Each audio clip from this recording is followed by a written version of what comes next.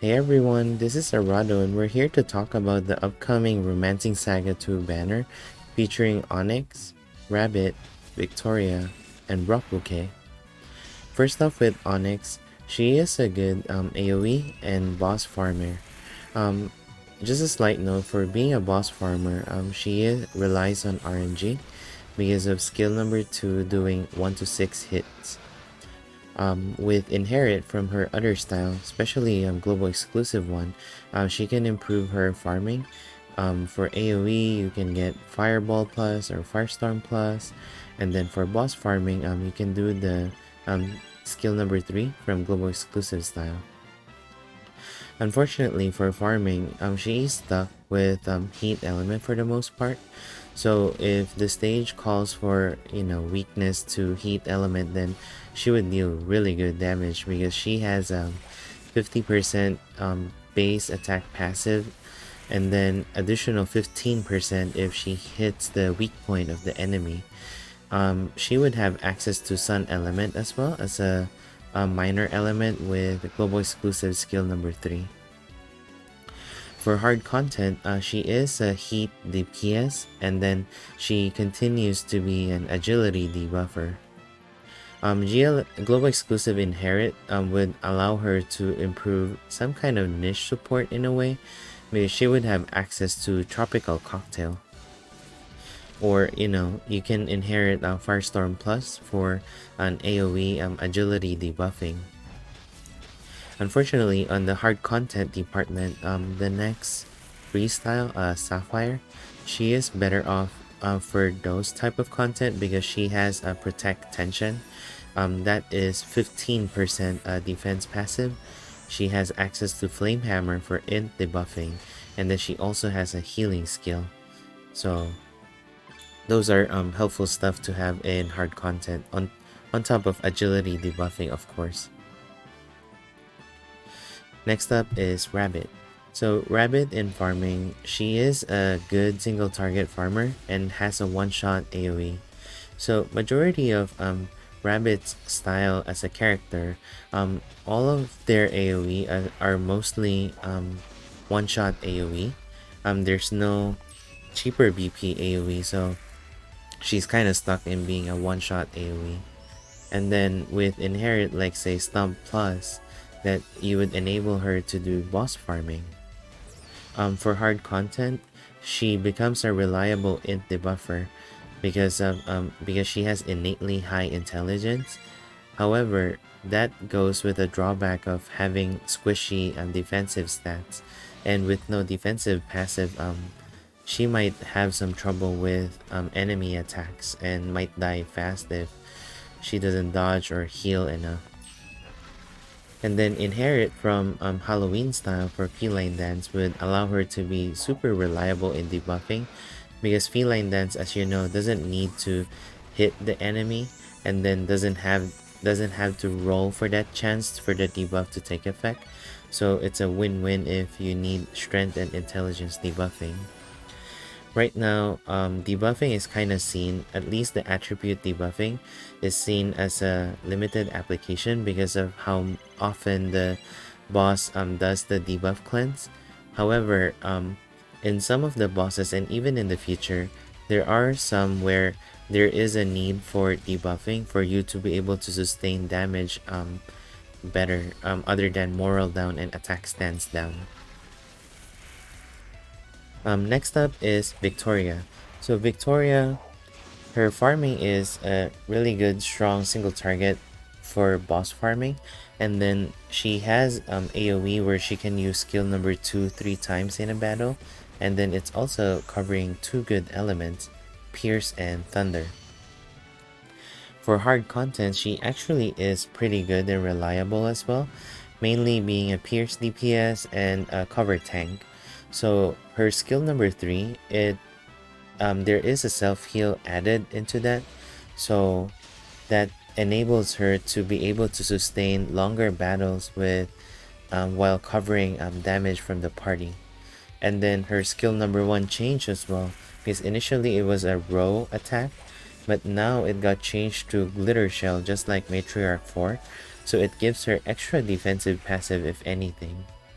And if you don't need to use her Dragon Swoop Plus for self-healing or damage, you can always inherit Acupuncture Plus from Global Exclusive style for some strength debuffing, maybe be able to sustain the damage for that turn before it gets cleansed the next turn.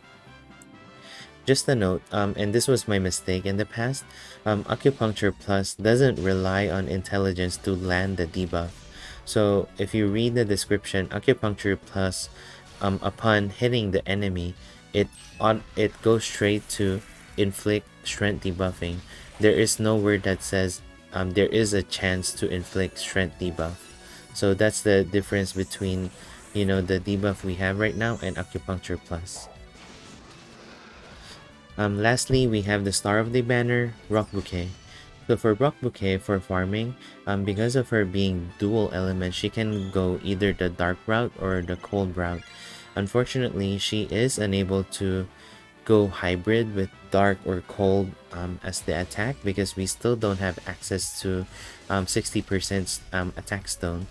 Later on, we should have access to those stone, and that would enable especially magicians like Rocbouquet and Joe to use their staff and use the 60% attack stone and be able to continue being a hybrid magician.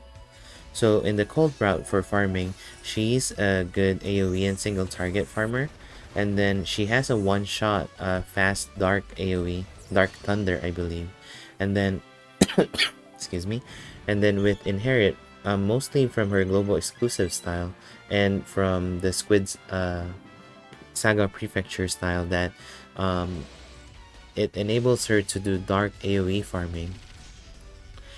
For hard content, this is where she actually shines better than farming, mainly because 1. Moral Down is a useful debuff for hard content, and 2. Inherits mostly from the global exclusive style, allows her to do BP battery, but very minor because it's pretty expensive, and then int debuffing with Psycho Boom. She can also do healing with Water of Life from Platinum style, and then later on in Remembrance battle, there is a 4th and 5th battle available in JP, the 4th one being Domafa. So if you watch my streams, you would know that Domafa, you would need to have an AoE or 2 characters that can do Confuse or Charm single target on the soldier so that the battle becomes more manageable. And with this, Rocbouquet skill number 3, you are kind of ready for Staff Domafa for that. However, one thing to note is if you have the Valentine style in the past, that style has Valentine's Lure, which also does AoE charm. So if you're mainly pulling for this style for the AoE charm, then it's gonna be redundant. And then there are also other sources of charm or confuse for staff, like say what's that again? Mesarthim. So Mesarthim has Tundra Veil with AoE charm. So if you have Mesarthim, then you should be good for Domafa. So yeah, that's what I think of the banner. Court Mage female or Onix Emerald's route. They continue to excel in being heat element DPS with minor sun element, and then continues to become a reliable agility debuffer. With the Tropical Cocktail inherit, it would allow Onix to have some kind of niche support in a way for hard content. Vagabond or Rabbit and Cat continues to be seen as a debuffer. Even at the start of the game, Platinum Cat is mainly doing stun or debuffing. So now with Rabbit having innately high intelligence, that this character as a whole is able to do consistent debuffing and also has some minor farming capability. For Imperial Guard female or Victoria and Minerva, they became reliable. They still continue to become a reliable Pierce DPS, and then now with Victoria, she is also a capable tank with the changes in global. And lastly, for Rocbouquet, she can do a lot of stuff in farming and hard content. So because of her being a double element magician, and for hard content with the other styles enabling her to do way more than what she can do. But of course, there is a drawback to that where you have to prioritize on what she has to do in a hard content so that you don't scramble that okay, you need healing but she also needs to debuff in that kind of situation, so that she's more focused into one or two roles. But yeah, that's what I think of the banner. Personally, I only have limited jewels, and I would be doing 10 singles, if not maximum 20 singles. I would be really happy to get any of the characters because a lot of them can do all of them can do different stuff on a different aspect. It's just that I have personally I am targeting Victoria and Rocbouquet if possible, but you know, we don't know what we would get with that 20 singles. So for those of you who are pulling, I wish you good luck. I hope you get to pull the character you wanted or you need to improve your box. If you are a Romancing Saga 2 fan, I would say pull in with your heart's content. I think all of these characters can contribute with certain aspects into your box. And lastly, if you're skipping the banner, at least wait a week to know what's upcoming so that you can better assess on whether you need these characters or you can just blatantly just skip this banner and move on to the next one. But yeah, thank you so much for tuning in and see you in the next video or my stream.